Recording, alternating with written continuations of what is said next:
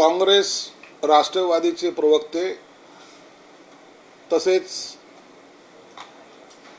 शिवसेना जी उद्धव बाळासाहेब ठाकरेंची त्यांना डुबवण्यामध्ये ज्यांनी महत्त्वाचा रोल निभावला असे संजय राऊत आज संभाजीनगरमध्ये आले होते आणि आल्यानंतर त्यांना काही जुन्या आठवणीचा उजाळा त्यांनी या ठिकाणी दिला।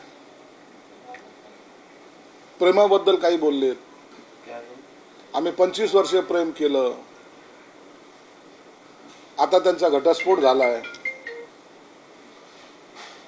काही अनेक वाक्य त्यांनी वापरले। ते वाक्य वापरण्यात मला काही इंटरेस्ट पण नाही,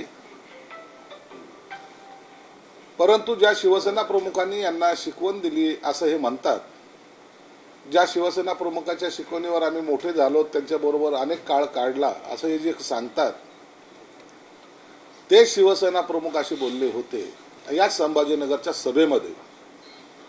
प्यार किया तो डरना क्या। एखाद्यावर प्रेम करत असाल तर तुम्ही बिनधास्तपणे करा असं गोपीनाथ मुंडेंना शिवसेना प्रमुख या संभाजीनगरच्या जाहीर सभेमध्ये बोलले होते। परंतु आता यांचं असं उलट जे आकडे फिरलेले, त्यांचे जे काटे उलटे फिरलेले, त्यात हे म्हणतात की आम्ही प्रेम करून फसलो होतो।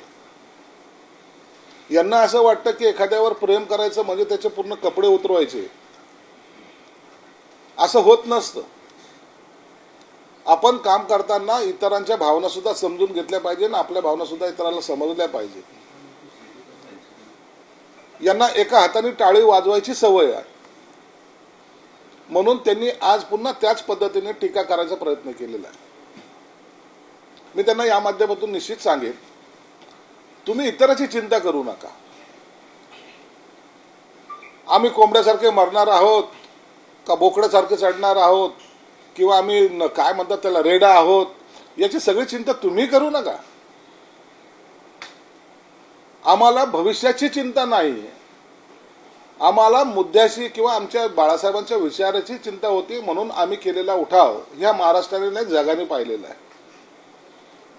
कल क्या मिलेगा या भिकेवर आम्ही राजकारण करत नसतो आणि करणार नाही।